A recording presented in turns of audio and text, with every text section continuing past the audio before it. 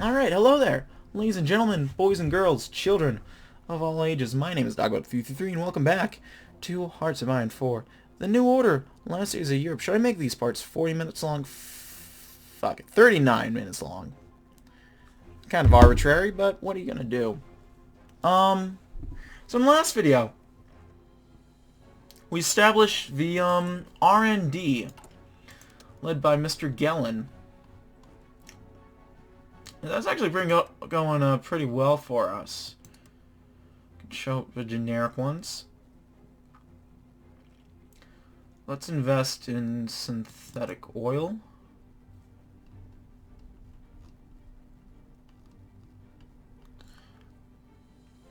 And so yeah, we are working on getting more regime stability because we need that. Oh my god, we do.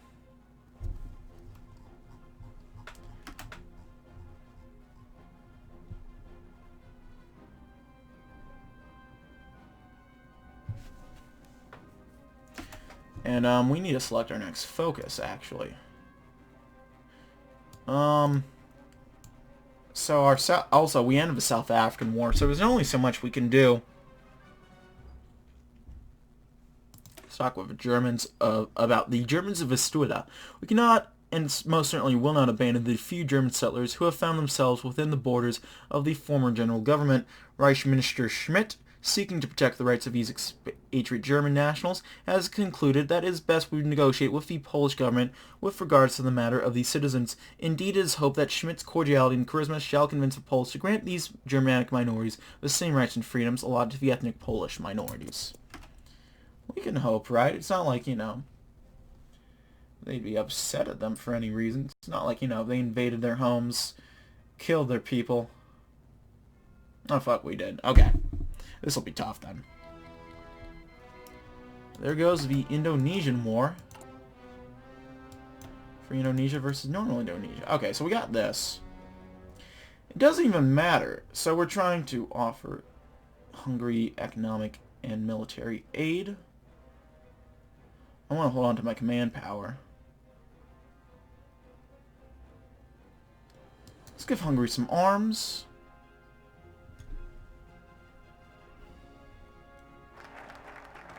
The Germans of the Vistula. Okay. Fuck. The tension between the two delegations lay thick and heavy in the conference room. Schmidt's eyes nervously darted across the faces of the Polish negotiators, settling finally on their head. One, Stanislav Volkowiak. Wake up pen.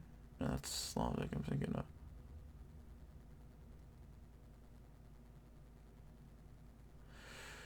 Fuck, I'm trying to think of how you say the W's in Polish.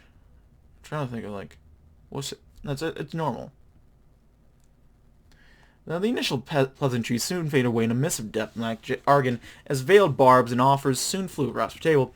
Unsurprisingly, it was not long before the first roadblocks, the status of Germans in Poland. The privileges that Germans in Poland held under the general government are unacceptable. We're practically chattel compared to them. Second-class citizens in our own nation. We cannot go back to the old way of things. Not now, not ever. They cannot continue to hold the privileges that they once did. Volkowiak finished his fiery rant with a hearty slap of the table, to applause from his own delegation. The German delegation turned to Schmidt, his face deep in thought. A partial repeal of the Nuremberg laws, something he wanted for years, but something that may well afoul of Speer's expectations. Besides, removing the rights of Germans for the wants of Poles, a group that much of Germany still considers Untermensch, was undoubtedly a shit show waiting to happen in itself. However, would the Poles accept a deal without this caveat? He sighed before responding, knowing these words would follow him forever. The Poles deserve rights. This might hurt us, but how badly, that's the question.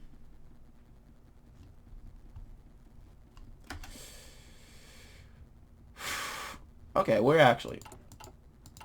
I don't know if that actually registered. Yeah, I don't know if that registered, actually. I think we're good. Oh, danke Gott.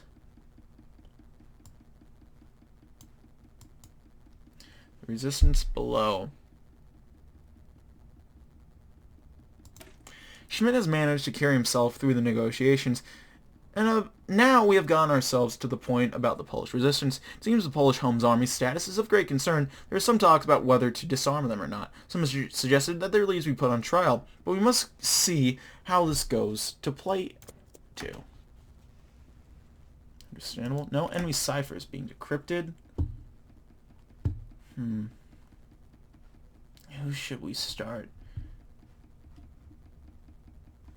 decrypting? I'm thinking...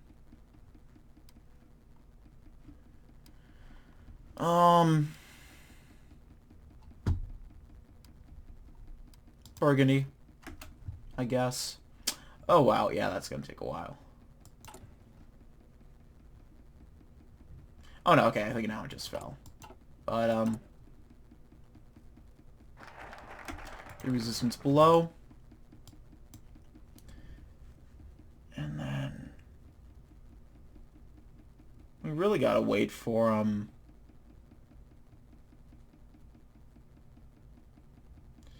now we're gonna have to wait till we get better regime stability for, to continue with this, unless we want to do focus no checks again. Which I don't really want to do quite yet. Let's do the slaves of the Reich next. Foreign Minister Schmidt is making moves to kickstart negotiations regarding the fate of Polish slaves living in the Reich. It is in his mind that they must be returned to Poland with all their freedoms restored.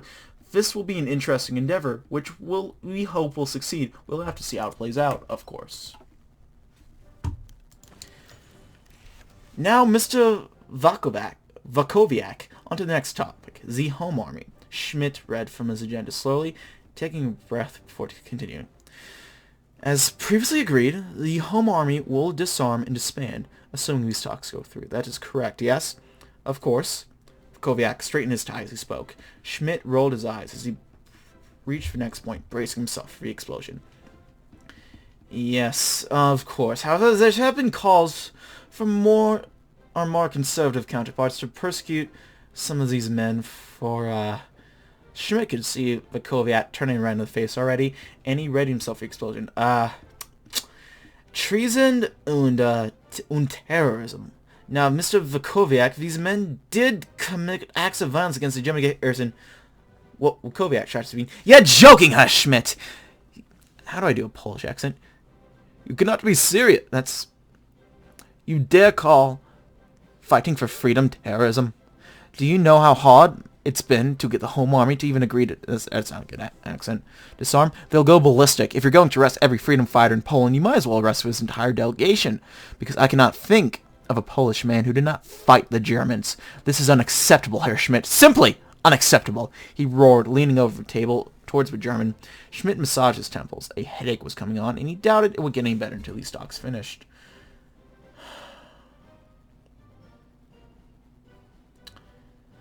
Yeah, disarmament shall suffice. Okay? Don't push your luck any farther. Okay? Some more stab will always be nice. And then we gotta move forward. I'm so reborn. I'm moving forward. Okay, we're tied up. But it doesn't matter if the Italians even win, because we got Hungary in the bag.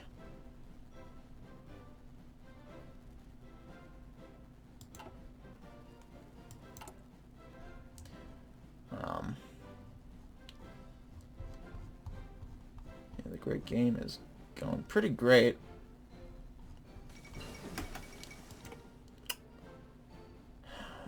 Yep.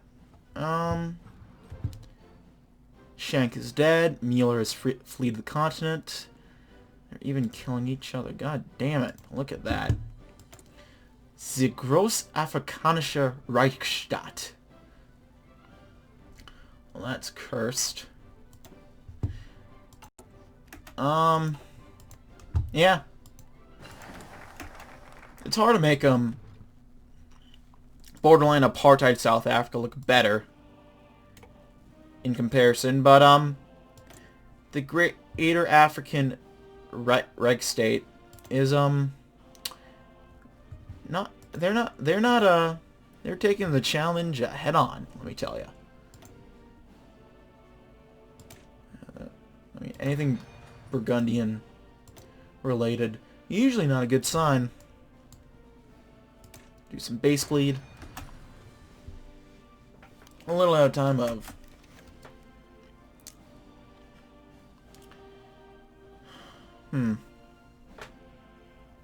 Okay.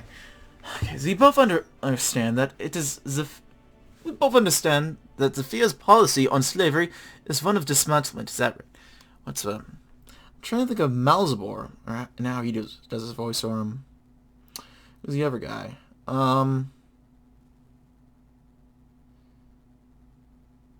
Fuck, what's his name? Torior. I can't think of how to do their voices. Vukoviak spoke first this time, his voice having noticeably softened in the last hour or so. The intention of the table once again turned to him, including Schmidt's gaze. Yes, that will be true, Schmidt responded, his eyes narrowing, a hint of Vukoviak's game beginning to form in his mind. Another bombshell, if Schmidt's intuition was true. And these freed slaves are bound to be repatriated to their home nations, yes? Vukoviak's gaze borne to Schmidt, who grew increasingly unsure of where this conversation was being headed. He prepared a response in his head. This would be another headache to add to the pile. Yes, that's the plan, Schmidt responded, stealing his voice. Thousands of Poles still find themselves in German shackles today, Herr Schmidt. With years left before their freedom, surely as part of these talks, it's possible to speed their freedom, is it not? Vukoviak's gaze never left Schmidt's eyes as he tried to think of a diplomatic response for this one. Reparations it is a complicated business, especially when combined with... It's a yes-no question, Herr Schmidt. Schmidt slumped into his chair. This was never going to end, is it?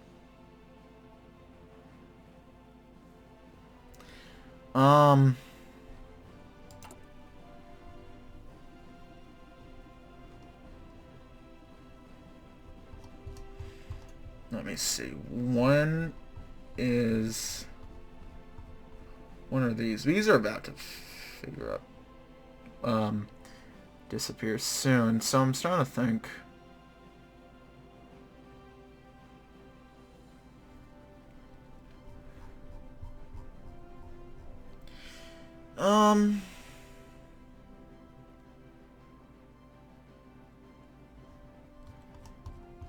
This is gonna be risky, but I think we'll risk it. Let's push for quicker Polish reparations. Okay. Our regime is still stable. I think just to prepare. Howdy, Gus. PP 50. I want to get working on this campaign.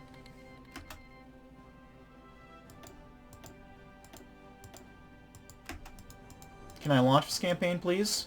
There we go.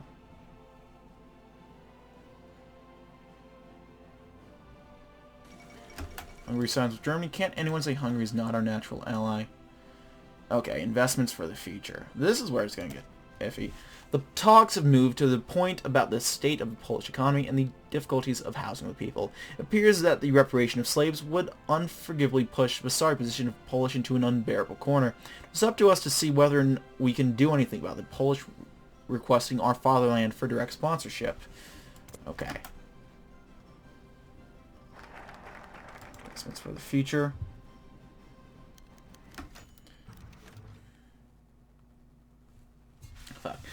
Okay, before this conference wraps up, Herr Schmidt, we have but one more topic to discuss. Vukoviak carefully pressed forth with the last topic on his paper, catching Schmidt as he was about to rise from his seat. Schmidt froze for a second, his face momently betraying the stress from this conference has put on him, before he had sat back down and gestured for Vukoviak to continue. Besides the infrastructure built for Poland to become the Reich's logistical hub, Poland as a whole was neglected by the Reich. Our infrastructure in most places fails. Our utilities are on the brink of failing. Our roads are dotted with holes and cracks. We're on the brink of a disaster, Herr Schmidt. The Reich's coffers are certainly not empty. Perhaps you could send some funds to our new government in order to allow us to rebuild. I promise you, such funds would be spent on infrastructure alone. Nothing more. Schmidt took a deep breath in and out. Of course they were going for the wallet of a Reich now, as if they haven't already aimed daggers at the rest of Reich's institutions. Schmidt wasn't opposed to it himself, he just knew it wouldn't maximize the amount of angry paperwork he needed to sort through the next month or two. Thoughts of a raging spear clouded his mind. How many decisions had he already made for the Führer? How many of them had been directly against his wishes? In any case, it was the last decision to make, and then they would all shake hands and retire to their hotel rooms. Schmidt could only hope that this decision would be acceptable to the Polish government. Otherwise, this was going to be a mess for everyone involved. Okay, what else? What's the other one we got? Pinning the blame.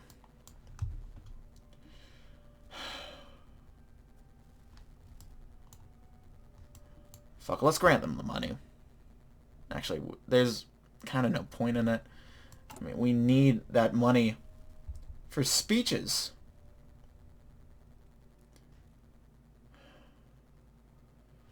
I might have to cheat for more political power. I don't like that I have to do it. I really don't. But I don't know how much of a... Okay. 75. Okay. Oh, Jesus. That didn't even get us that much out. PP 50. There we go. So I'll hold off on getting more real quick before we charge reactionaries with treason, because that'll be a big help for us. Although, fuck. I don't even know if we'll have enough time to do it. No. Please, no. We can disappear reactionaries. Bribe political enemies. That'll help. That will help. We'll add special missions for now. We'll just show standard ones. Ooh. For ground aid by Guella and his R&D, the Reich is able to support the various insurgent groups which are fighting the current Indonesian state. While even their victory likely won't meet a nation free from the spear, a more level and secretive cooperation should be possible.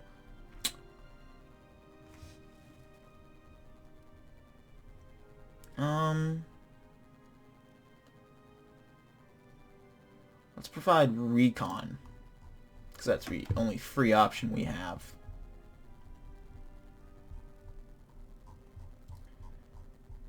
Please, I just want enough stability to purge dirty reactionaries. Is that so much to ask? Huh, chat?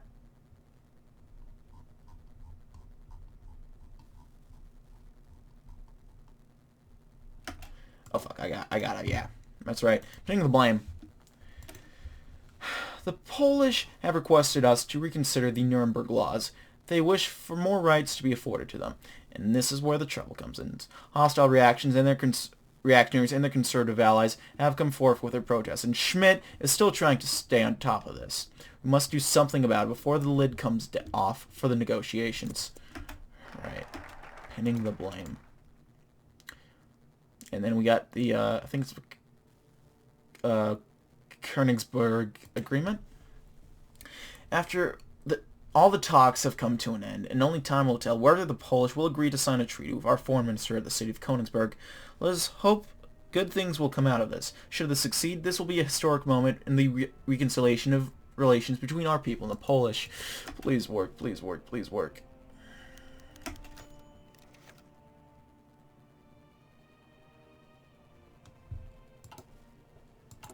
Okay, let me see.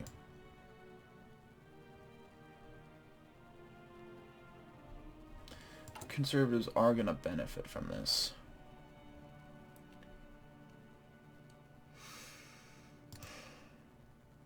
Like, I gotta do this real quick. PP 10.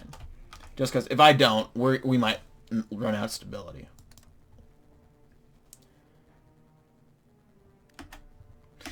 The end of a conference was in sight, and Schmidt, for one, couldn't wait for it. He had known that his decisions would cause a storm of anger somewhere, no matter what was said, but he couldn't help but feel like this was going to be especially bad. His eyes, which had already begun to glaze over the endless conversation, snapped back to his attention when he saw Kovac rise from his seat. Now I understand we have already touched on the topic of the Nuremberg laws. Christ, Schmidt thought. There was something to fill his desk with angry letters. It was the Nuremberg laws. But we have only spoken of the excessive privileges that Germans held in Poland. What we have not discussed is Polish rights, specifically how limited they are. Okay, I need a sip of water before I move on.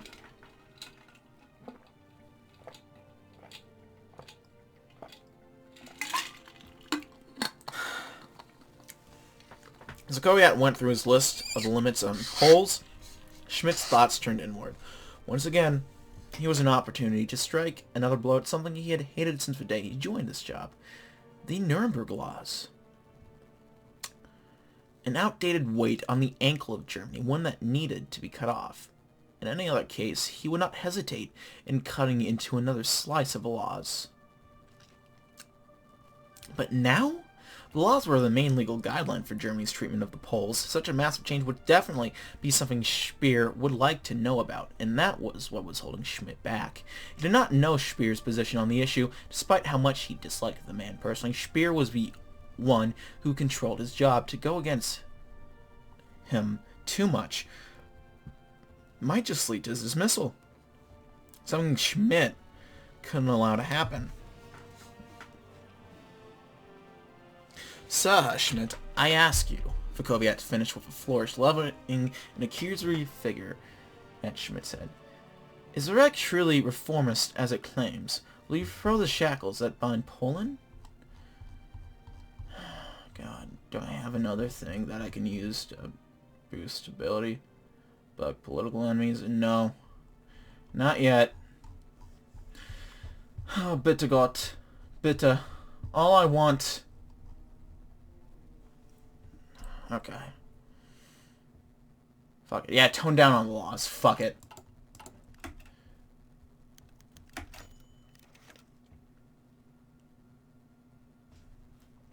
Okay, Speer scratched on his chin and looked sideways again as his proposal laid out on his desk. I don't understand, Herr Erhard, he said into the receiver. I thought economics didn't like the idea of minimum wages. What are you advocating for? Erhard's voice, even through the phone, was coarse, bold, and through prompt. We aren't unified in that position, my Führer. Indeed, I think it's probably essential to furthering our economic recovery. The Führer began tapping one finger on his desk. A nervous tick he'd acquired from many a heated debate with Erhard. Well, Herr Erhard, I do respect your expertise, but if you're in the minority, that makes your position on this tenuous. That's to say nothing of what the industrialists would think of this. The industrialists? Oh, the industrialists. Speer could hear the sarcasm coming. Oh, I'm sure, my Führer. I'm sure the industrialists, the men who've grown rich from not having to pay their workers at all, have a far more well-considered perspective on this than your hand-picked economic minister. Spare me, Erhard. Just explain your reasoning. The old man wasted no time. As long as we lack a minimum wage, we face a twofold problem. First, the people won't have even confidence in the jobs being offered to them. If I go looking for work, then it will barely make a difference to your income in the first place. Second, right now, our economy needs to be shifting goods, and that can't happen if consumers lack purchasing power. Follow through with this plan, and you'll see the difference in mere weeks. Speer's finger stopped. The logic was sound, but what would the corporations think? Surely they knew a thing or two about economics. If they opposed this so stringently, how could there be some merit to their argument? Thank you, thank you, Herr Erhard. There we go, I can say that. I'll consider your proposal. I mean, he hasn't been wrong yet. Let's give it a shot.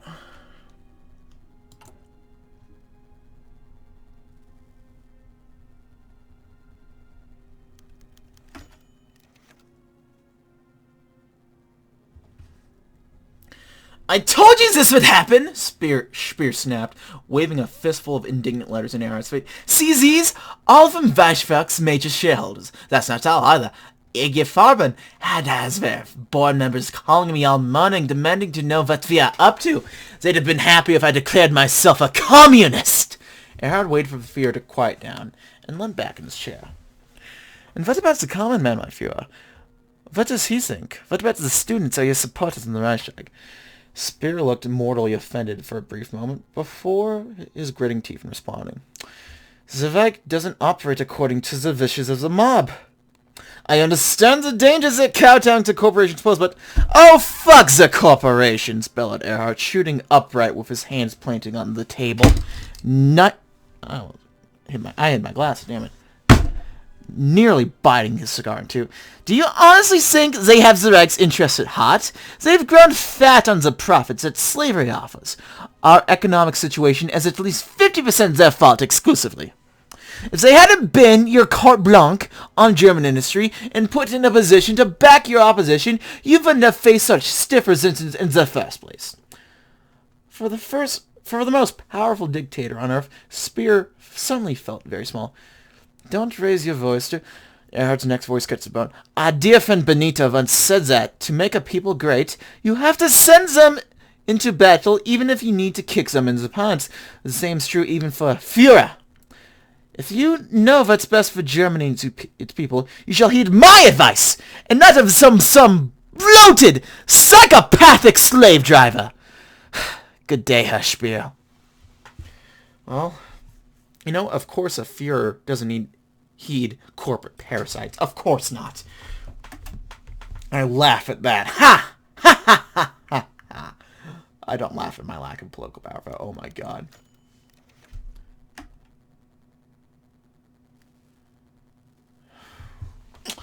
Speer was silent as he pored over a variety of newspapers, surveys, and financial reports laid out on his desk.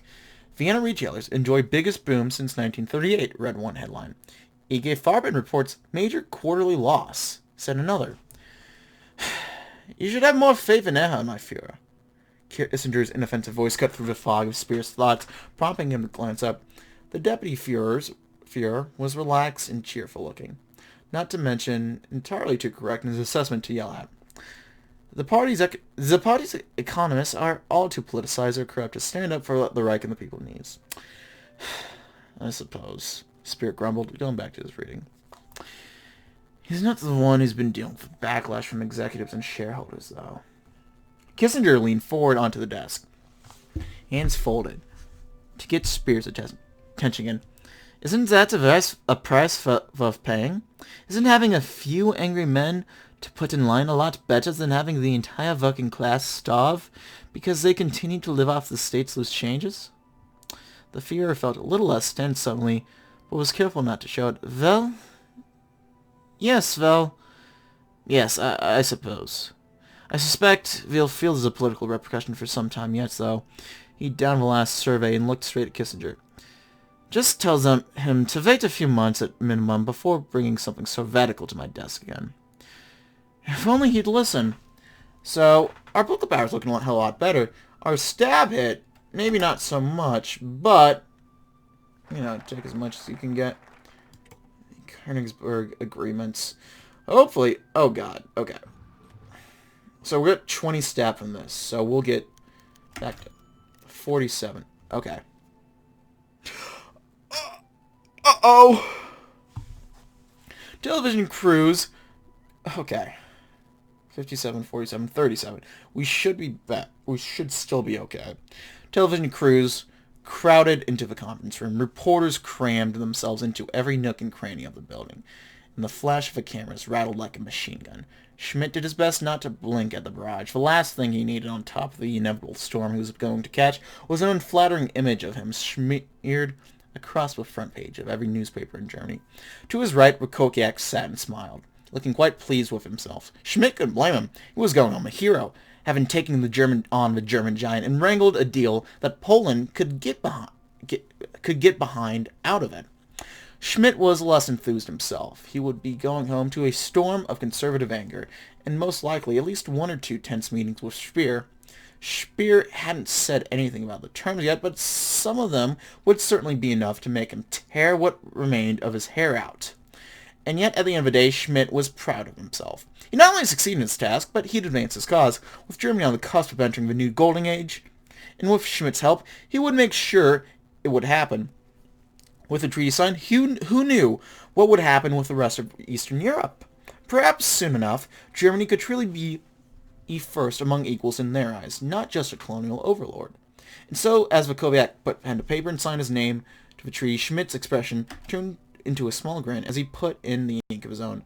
So what we're going to do, we're going to wait for vast political promises to tick down, so we take that stab hit. Just do that. And then we'll hit it a little bit after that hits. Actually,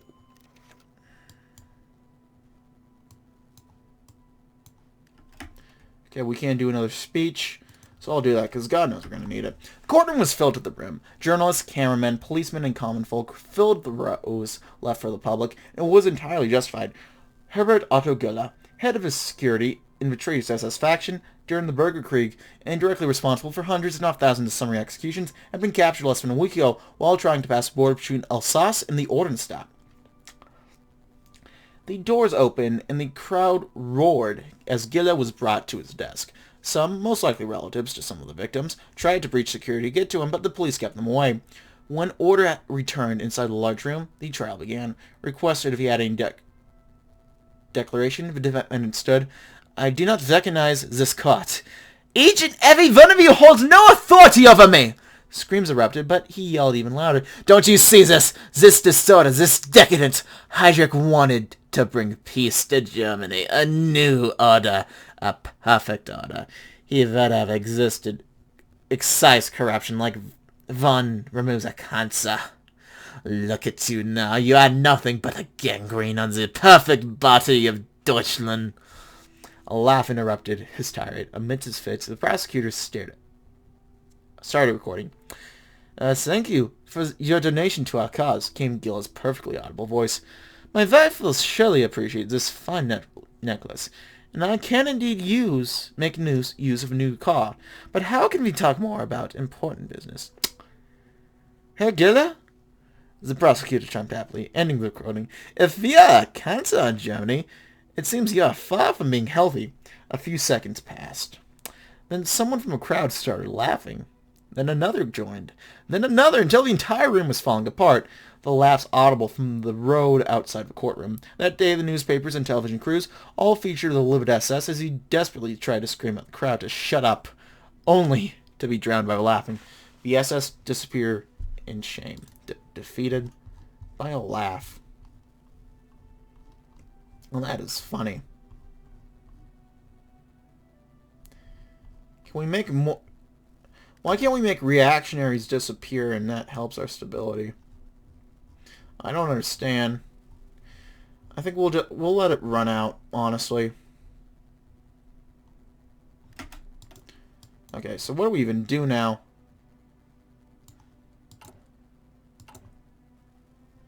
The treaty is going to be signed in 5 days. Okay, we'll just wait a little bit then. And hope this doesn't screw me too... To the wide... Okay. So that's done enough now. To the wide international surprises, a diplomatic treaty between the Greater German Reich and the Republic of Poland has today been signed in Konigsberg by Reich Minister Helmut Schmidt and Polish Representative Stanislaw Wakowiak. Included in it are the official recognition of the Polish as a people by Germany and a plan for repatriation of Polish slaves within the near future. In turn, Poland is to be administered by a provincial government, pending further negotiation and reintegration into the Einheitspact. Hailed as a diplomatic miracle by many, large controversy nonetheless plagues the treaty, as it does not address the status of the annexed territories of Poland, has been met with strong disapproval by reactionary Nazi party members and several Polish leaders. Large protests, both for and against the treaty, took place in both nations simultaneously. Um Gottes Willen, Schmidt, what have you done? Something pretty based, I'm not gonna lie. Okay. So we can deal with the Ukrainers now. So let's go ahead and take a look at that. That reset all that.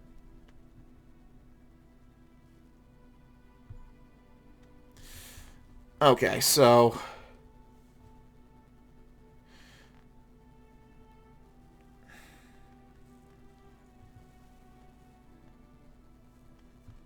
over on the...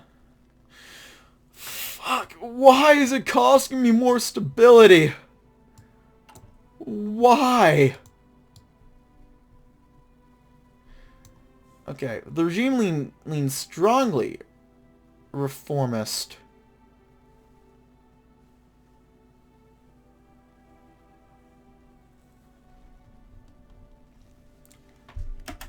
Okay, we'll get...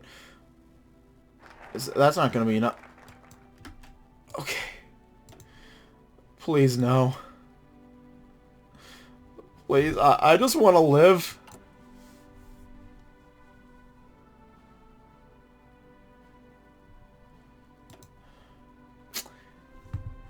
Okay, I might have to.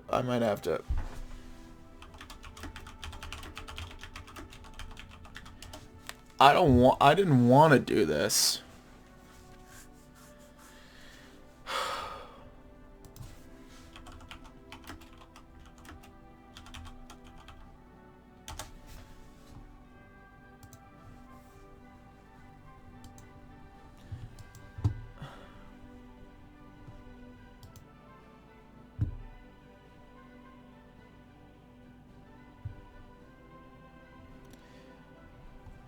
Okay. Well, this is obviously not good. Okay. Bribe political enemies. Okay, okay. We'll bribe them. We'll bribe them. I'll give you 100 Reich marks to fuck off. Actually, wait. No, my math is wrong. We'll be fine. We will be fine. But you understand my panic.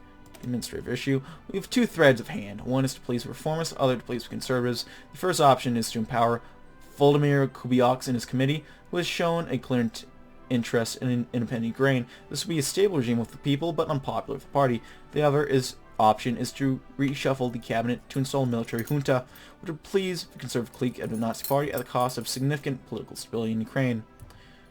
The choice is ours. Oh god.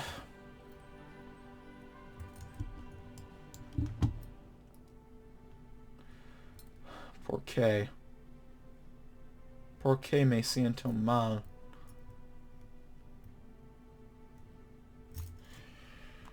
Okay, that's a 5% hit, 5% hit.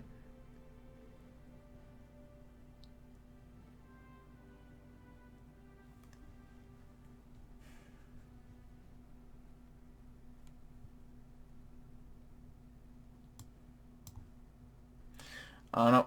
Fuck, we can't really do much. I want to do all of this. Really.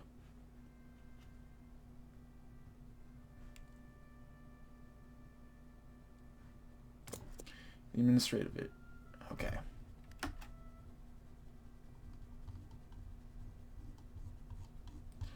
Decrease U.S. influence. Where is that?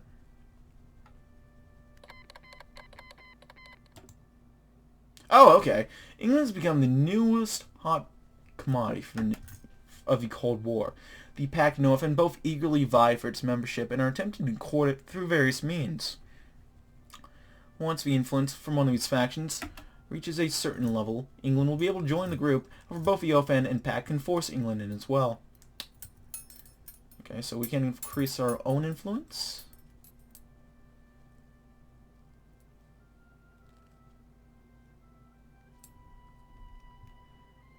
Let's increase our influence. Who are they going with? I know it's the king. Margaret Thatcher!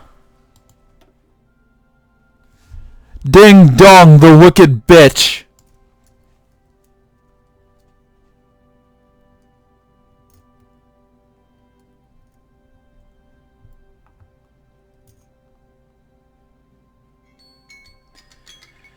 Huh.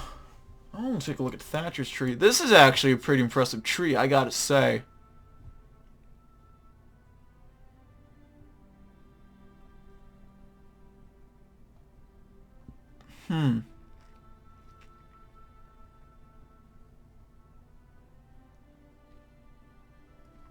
Because I know she can,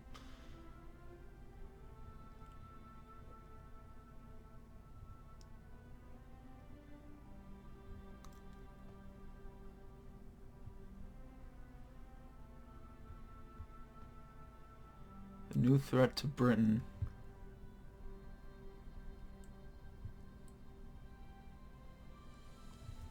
Alright, shoot. I'm gonna have to go out of here for now, folks. Thank you as always for watching. My name is... I'm starting to... I'm going a little ahead of myself for the outro. Thanks for watching, folks. If you like this video, go and leave a like. If not, feel free to dislike. If you want to see more of his content in the future, go ahead and hit the subscribe button for more uploads every weekday, as well as every Saturday. If you have any comments, feedback, concerns, anything of the sort, go and leave in the comment section below. I read all the comments I get and appreciate any and all feedback you kind of folks might have for me. If you want to send a few bucks my way, I have a Patreon down link below. You can check that out. If you want to chat or play games or do anything of the sort, I have a Discord. If you want to watch me do stuff live, I have a Twitch. You can check all that out in the links in the description below. Thank you as always for watching. My name has been DB333. I'll see you next time. Goodbye.